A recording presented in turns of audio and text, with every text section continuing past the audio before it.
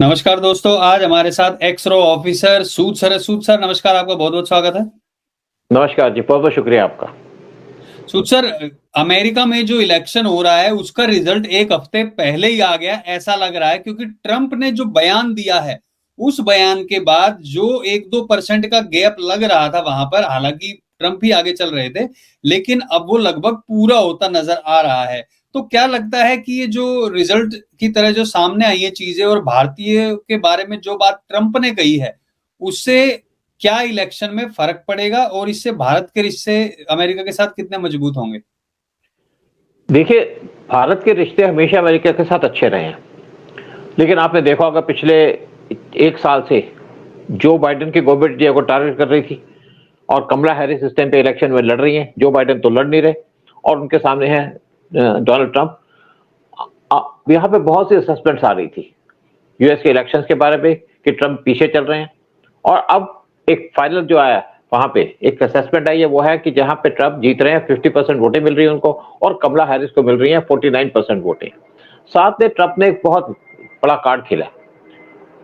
उन्होंने कहा कि जो हिंदूज हैं, अगर मैं पावर में आऊंगा तो हिंदूज को मैं प्रोटेक्ट करूंगा, और बांग्लादेश के ऊपर भी स्टेटमेंट दी है कि बांग्लादेश के अंदर जिस तरीके से हिंदूज को टारगेट किया जा रहा है, उन्होंने कहा बांग्लादेश नहीं, बहुत सी कंट्रीज में हिंदू को टारगेट किया जाता है, और मैं हिंदूज को प्यार करता हूँ, इंडिया को प्यार करता हूँ। और साथ में ये भी कहा था कि मोदी मेरा खास दोस्त है, और वो उसे मिलना भी चाह रहे थे जब पीएम मोदी यूएस के अंदर गए थे कुछ महीने पहले, लेकिन किसी रीजन से पीएम मोदी से मिल नहीं पाए, क्योंकि उससे मिलने से कुछ एक गलत मैसेज आता। लेकिन अब सारा जो वर्ड है वो वेट कर रहा है कि डोनाल्ड ट्रंप पावर में आए, और ऐसा लग रहा है कि अब डोनाल्ड ट्रंप पावर में आएंगे और इंडिया की मुश्किलें बहुत हद तक सॉल्व हो जाएंगी। एक जिस तरीके से बांग्लादेश के अंदर कू कराया गया सीए के द्वारा, वहां पे सिचुएशन दोबारा नॉर्मल हो जाएगी।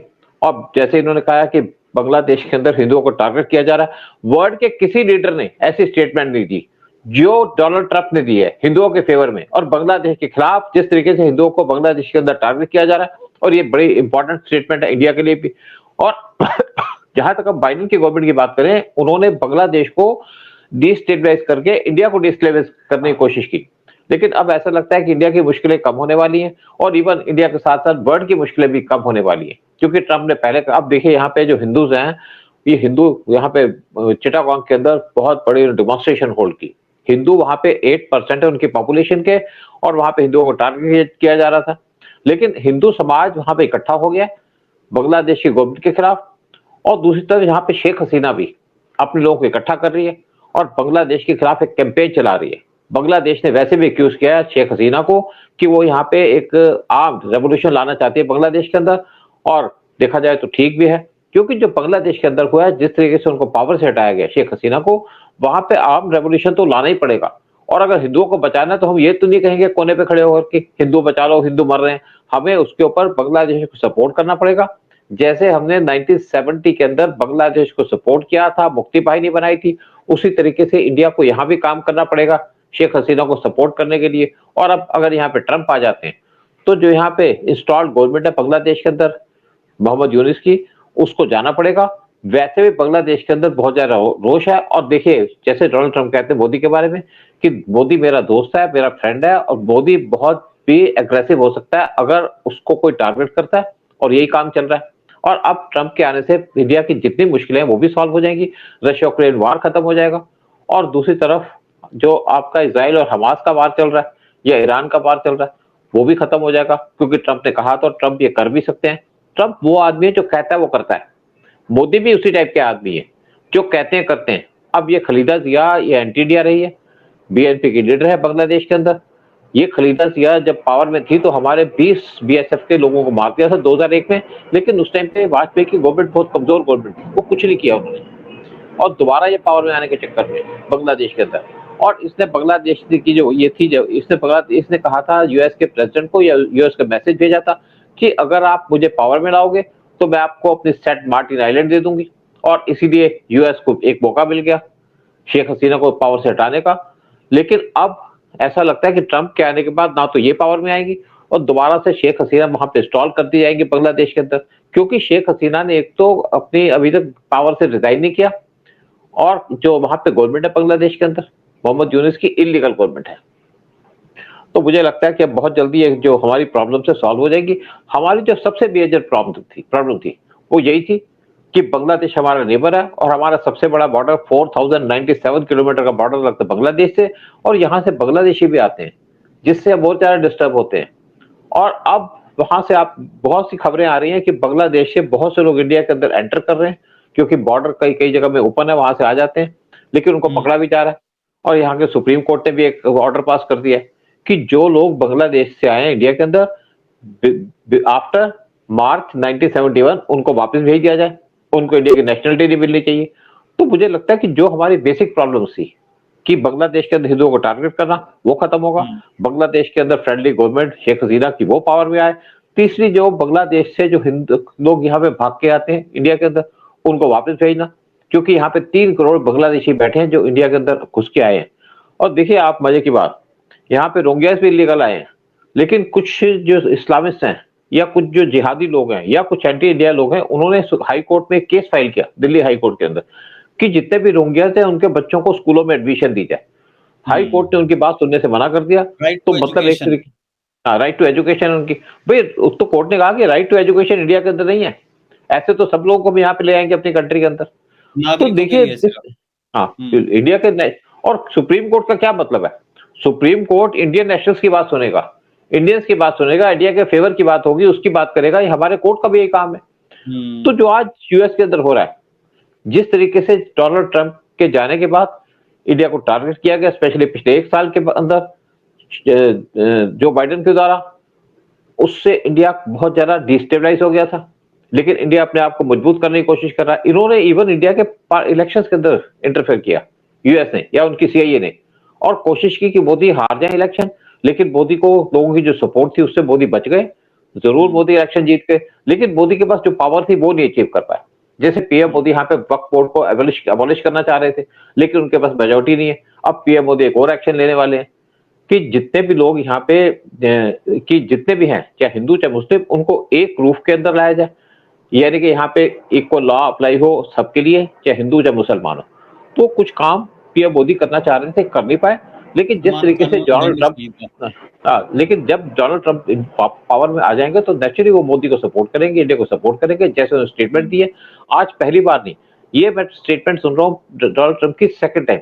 पहले भी उन्होंने कहा था कि हिंदुओं पे अत्याचार हो रहे बांग्लादेश के अंदर, और जिस तरीके से उन्होंने अब स्टेटमेंट दिया इलेक्शन से कुछ दिन पहले, क्योंकि जो यूएस के अंदर इलेक्शन होने हैं वो होने नवंबर 5 को, और अब ये पक्का हो गया कि डोनाल्ड ट्रंप इलेक्शन जीतेंगे, क्योंकि जितने भी वहां पे इंडियंस हैं ज्यादातर वो वोट दिया करते थे डेमोक्रेट्स को, यानी कि जो बाइडेन की पार्टी को।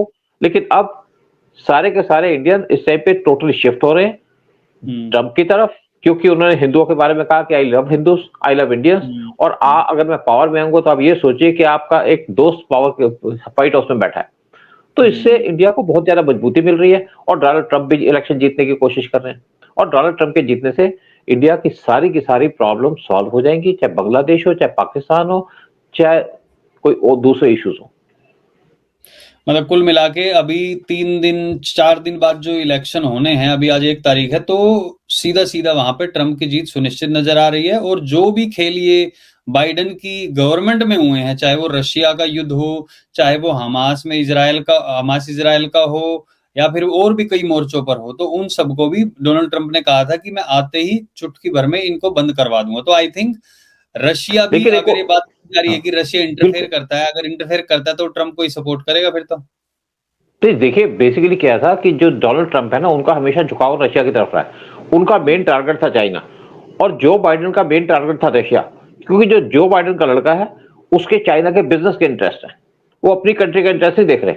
और दूसरी बात है कि हमारे पास एक और प्रॉब्लम थी चाइना की, बॉर्डर पर हमारा स्टैंड ऑफ चल रहा था पिछले 4.5 साल से, वो स्टैंड ऑफ खत्म हो गया, और डेपचॉक और जो बाकी जगह वहां पे हमारी पेट्रोलिंग स्टार्ट हो चुकी है, और चाइना से हमारे रिलेशन एक तरीके से नॉर्मल हो रहे हैं। पूरे नॉर्मल तो नहीं होंगे, लेकिन जो हमारी टेंशन थी वो तो खत्म हो रही है।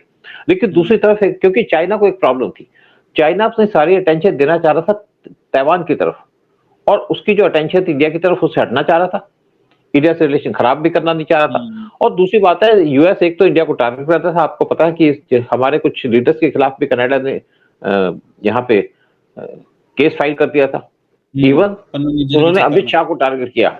तो उनका अब जो यूएस का जो एनएसए है, उन्होंने अजीत डोवाल से बात की और कहा कि यहाँ पे सारी सिचुएशन डिस्कस करना चाहते हैं, स्पेशली इंडो पैसिफिक रीजन के अंदर, यानी कि चाइना के बारे में, चाइना के अग्रेसिव स्टांस को देखते हुए। और ऐसा लग रहा है कि यूएस का जो स्टांड है प्रेजेंट गवर्नमेंट का, वो भी शिफ्ट हो रहा है चाइना की तरफ, क्योंकि अगर यूएस इस टाइम पे किसी तरीके से ताइवान को इग्नोर करेगा तो चाइना ताइवान को ओवरटेक कर लेगा। और इसीलिए यूएस को डर है, क्योंकि हमारी तो रिस्पॉन्सिबिलिटी नहीं है ताइवान की, सारी ताइवान की रिस्पॉन्सिबिलिटी है यूएस की। और यूएस इसलिए इंडिया की मदद भी चाहता है, इंडिया मदद भी करेगा, लेकिन डायरेक्टली हम कहीं इन्वॉल्व नहीं होंगे। लेकिन दूसरी तरफ जो हमारे टेंशन चल रही थी यूएस के साथ, या यूएस जो इंडिया के अंदर टेंशन क्रिएट कर रहा था, वो धीरे धीरे कम हो रही है। लेकिन डोनाल्ड ट्रंप के आने के बाद सारा का सारा जो सिचुएशन है चेंज हो जाएगी, यानी कि वो सपोर्ट करेगा होल हार्टेडली इंडिया को, क्योंकि यूएस को इंडिया की जरूरत है चाइना को काउंटर करने के लिए। और अब उनके जो एनएसए, उन्होंने भी बात की हमारे एनएसए से।